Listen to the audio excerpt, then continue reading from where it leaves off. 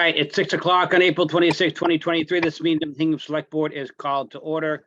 I want to note this meeting is being offered remotely as an alternate means of public access pursuant to Chapter 2 of the Acts of 2023 and all other applicable laws temporarily amending certain provisions of the open meeting law. You are hereby advised that this meeting and all communications during this meeting may be recorded by the town of Hingham in accordance with the open meeting law. If any participant wishes to record this meeting, please notify the chair at the start of the meeting in accordance with Mass General Law, Chapter 38, Section 20F, so that the chair may inform all other participants of said recording. If anybody is recording this meeting, please notify me at this time. All right, seeing none, record will reflect that participating in tonight's meeting are myself, William Ramsey, Chair, Board Member Elizabeth Klein, and Board Member Joseph Fisher. First item on the agenda is to vote to approve the issuance and details of a bond anticipation note to be dated and closed on May 11, 2023, and signed closing papers. So let me turn to Tom and Michelle. You're going to walk us through this first, and then obviously we have Janet here, Kara, some other folks as well. But Tom, why don't you take it to start off with? Yeah, I think Michelle's going to walk us through some setup and turn it over to Janet. Yeah. Okay, thanks. I'm actually going to turn it over to our treasurer collector, Lori, to do the honors. Sorry. One of us will tell you guys what's going on. Lori, you're up. You're up. I'm actually just going to read the summary that I had sent out about the ban. So on Tuesday, April 25th, 2023, a competitive sale was held for the issuance of a $24,084,468 bond anticipation note with a maturity date of February 16, 2024. The note was awarded to Fidelity Capital Markets for a net interest cost of 3.21%. The town received 7 bids in a market that has seen interest rates go up over the last few weeks. Moody's MIG1 rating for this band and the AAA bond rating of the town of Hingham is a contributing factor for the favorable bids received. The borrowing is a refinancing of our current ban due May 11th, 2023 of $21,392,931. The difference of $2,691,537 represents paydowns on some existing projects and new money for projects authorized previously but not funded. A vote of approval by the select board is required for the notes to issue. The closing is scheduled for May 10th. 2023, and the notes will mature on February 16th, 2024. And are there any questions? Lori, thanks very much. Let me turn to Joe to see if he has any questions first. Yeah, how does the interest rate that we received compare to what you're seeing in the market? Before I got on the call, I sort of did a quick look on Bloomberg and other services about what the interest rates are, and this seems above what I'm seeing reported. So maybe there's an explanation, but it just seemed a little different from what I was expecting. And understandably, obviously the interest rate was lower for the town's last ban that we priced in February. Rates in February, they came down in March. They've gone up the last 2 weeks in April by as much as 50 basis points particularly on the short-term market. In the note market, rates have been up significantly over the past 2 weeks, and in fact climbed again today. We priced additional notes today. It's very interesting. So yesterday when we priced your notes, we also priced notes for the town of Islip in New York, very large town, also AAA rated, similar size, about 17 million, also had their notes rated MIG1, which is the highest short-term rating available for Moody's. And they actually priced slightly higher NIC than you did. And they also got multiple bids. I think they got 6 bids, you got 7. You can see when we look at the NIC, and I'm happy to share my screen if that's possible so you can see it. Let's see if I can get this up. We're all looking at the same thing. Here we go. So it's part of what we're seeing that short-term rates are higher than long-term rates? Oh, for sure. There's an inverted yield curve. Yeah, that's So a real inversion. Okay. there are several things going on. So the short-term rates have gone up dramatically in the past 2 weeks. That's number one. Number two is there is this inversion of rates that has been present on and off, but particularly right now, it's actually a very significant inversion of rates, which, to be clear, means that short-term rates are actually higher than some long-term maturities. So even in treasuries, you'll see the 2-year treasury is higher than the 10-year treasury. We're seeing 1-year note market higher than 5-year serial bond maturities. This is, If I I'm can sorry. interrupt, so should we be considering looking at our strategy? Because typically, short-term rates are lower than long-term, so we're doing the short-term borrowing and before we Right. lock in longer term. Right. But given the inversion, is that a strategy that we should be continuing in this environment, or at least on a case-by-case basis, Mhm. consider doing something different? Because the long-term rates that I'm seeing are, significantly lower than what we're getting on short term. Like for the AAA 10-year rate is 2.35 today. Last week it was 2.10. So why are we doing short term when we could do a lot better interest rate by doing like a 10-year borrowing? Right. That's a very good question. One of the things that we look at when we see an inverted yield curve, that is an indication that the market expects the Fed eventually to bring rates down. So one of the things that we're seeing right now, we expect that this inverted yield curve is not going to be a long-term event. The majority of commentators in the market largely expect the Fed to raise rates yet again next week at their meeting by 25 basis points. And then Fed indications so far, as well as market analysis, expects that there will be a long pause and then eventually rates will come down. Of course, there's a lot dependent on that, how the economy actually performs, the data that's coming out, but that's what the current market expectation is looking at.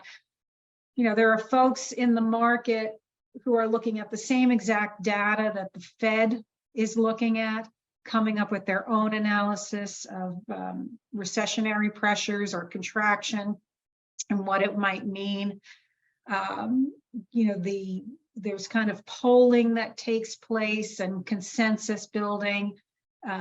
Some of what we're seeing suggests the current market expectation is that Fed will hold after this 25 basis point hike. The Fed will take a pause. The Fed is saying that they are, might not start bringing rates down until 24. The market consensus thinks that might happen in late 23.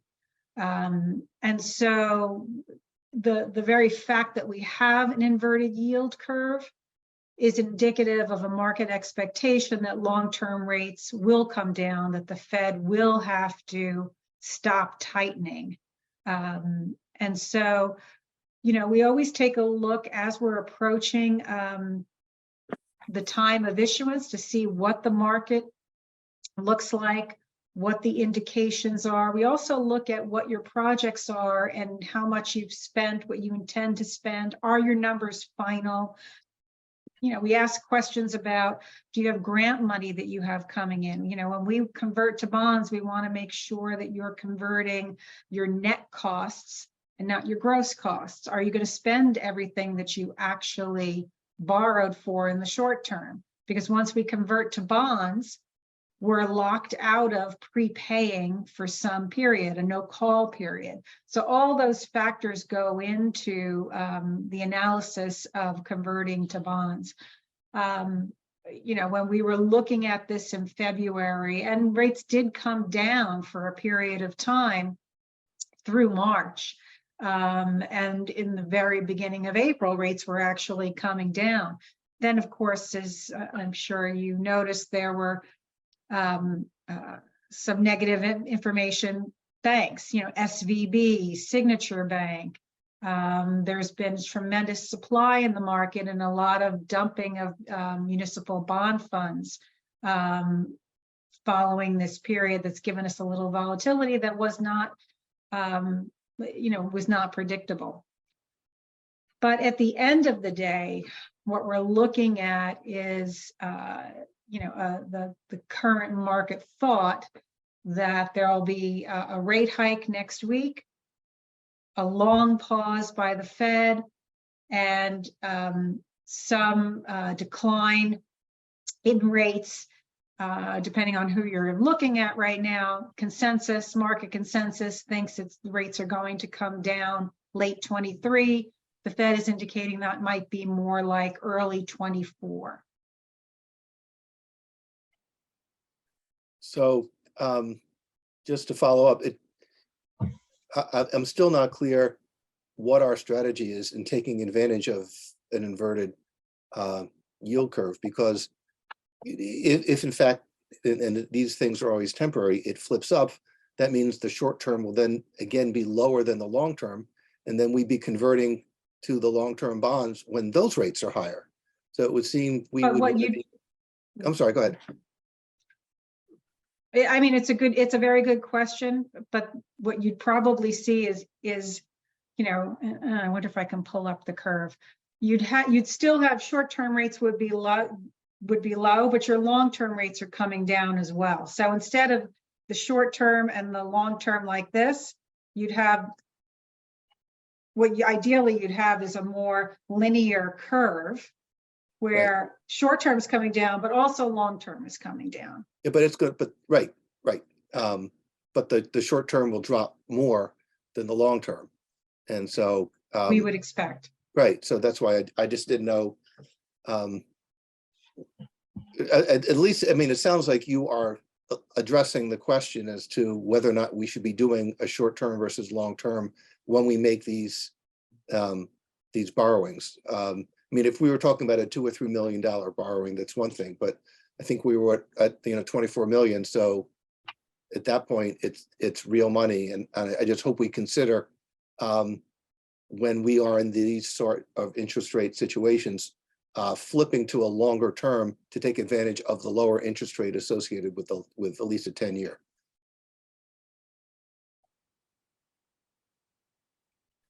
But I have no questions in terms of the calculations that I see here. Joe, thanks very much. Let me turn to Liz. Liz, you have any questions or comments? Thank you, Bill. Well, just following on kind of that chain of thought, how much flexibility do we have in terms of the timing? Maybe this is a better question for Michelle. For this particular ban issue? Yes. So you have a ban coming due on May 11th. Right. This ban closes on May 10th. The majority of the proceeds from this ban issue will pay off the ban coming due on May 11th. Okay. So not a lot of flexibility because So we not a wouldn't lot. have a way to pay the other ban. Okay. So in that, the premium will be used for that, or? The premium will be used for some of the cost of issuance, but the ban that we have out now that Janet just mentioned that's coming due is 21 million. This is Oh, 24. So okay. Yes. we're going to Just pay the down some of proceeds the itself. projects. Right. Okay. Yeah, and literally roll over the next and borrow some additional funds for new projects that are now underway or close to completion. Okay. Okay. And Thank this, just also of note, this ban comes due on the same maturity date as the bans that the town issued in February. So we're going to consolidate this into one borrowing. So you will not be on a cycle of, multiple ban borrowings. Right. That will, reduce your cost of issuance, reduce your administrative attention, and, make it a little easier in terms of timing for budgetary purposes. Right. Good. And I believe at that time, that's when Michelle, Laurie and I will get together with Janet and figure out whether it's ban or bond. Okay, so for next February? Yeah. Yeah, okay. And part of that analysis that CMA always helps us with is, I know, Joe, you mentioned the 10-year rate. The projects that we have included in this ban and the public safety one range from like a 5-year payback period to a 30-year payback period. So Yep. There's a whole mix of schedules in there that all come with different rates that we have to figure out what makes sense.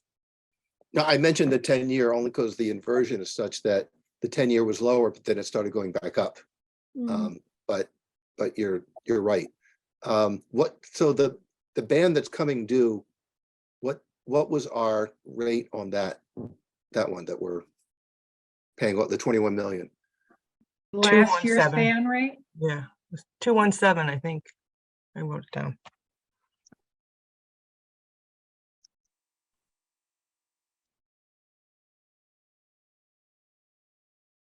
Okay.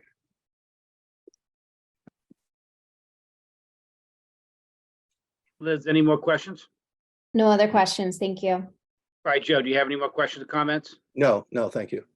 Okay. All right, if any member of the public has any questions or comments, please identify yourself at this time by raising your hand or kind of waving at me physically.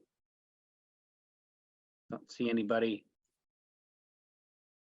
Okay, don't see anyone on the call. Okay, all right. Joe and Liz, you prepared to vote? Joe? Yes. Liz? Yes, All right, it's rather a lengthy vote as is a normal course for these type of matters. So why don't we do this? Why don't we break it up into Joe, you take the first 2 paragraphs of the vote. Liz, you take the second 2, and I'll take the last 2. Bill, are we going to be voting, just doing one vote at the end? Yeah, just one vote. So in that case, if we're having multiple movers, we may need to have multiple seconders. All right, then you just read the whole thing. Go Yeah, ahead.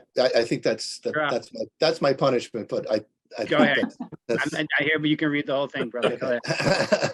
So I move to approve the sale of $24,084,468. 4% general obligation bond anticipation notes, the note of the town dated May 10, 2023, and payable February 16, 2024 to Fidelity Capital Markets, Division of National Financial Services, LLC, at par and accrued interest. Further, I move that in connection with the marketing and sale of the notes, the preparation and distribution of a notice of sale and preliminary offer statement dated April 12, 2023, a supplement dated April 21, 2023, to the preliminary official statement and a final official statement dated April 25, 2023, each in such form as may be approved by the town treasurer, be and hereby are ratified, confirmed, approved, and adopted.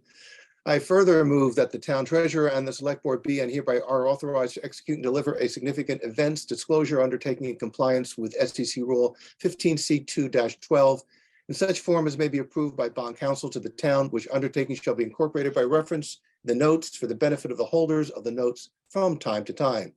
I further move that we authorize and direct the town treasurer to establish post-issuance federal tax compliance procedures and continuing disclosure procedures in such forms as the town treasurer and bond counsel deem sufficient, or if such procedures are currently in place, to review and update said procedures in order to monitor and maintain the tax exempt status of the notes and to comply with relevant securities laws.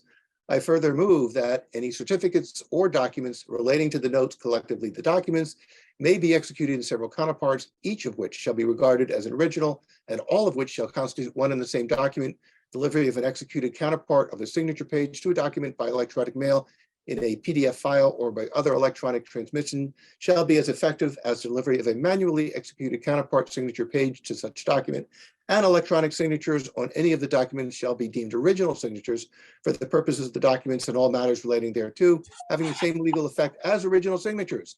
And I further move that each member of the select board, the town clerk, and the town treasurer be and hereby are authorized to take any and all such actions and execute and deliver such certificates, receipts, or other documents as may be determined by them or any of them to be necessary or convenient to carry into effect the provisions of the foregoing votes. Second, All those in favor by roll call, Joe, Aye. Liz, aye. and I'm an aye as well. The motion carries. All right, thank you, Janet. Thank you, Kara, Sue, Lori. Appreciate all your One help. more thing, just to let you know that the documents will be available by Friday, I think Kara had told me. So somebody will let you know that they're there and you'll have to go in and sign. So when do you need them signed by? Do you need them signed on Friday? No. Because Bill is Kara? out on Friday. That's why I was asking. Yeah, Oh, so you, okay. so I can sign them on Monday? Yeah, it's not as tight as it was last time, right, Kara? We have a few extra Yeah, days. no, I think I put in a letter to have them back by the 4th, but there's flexibility there too, so.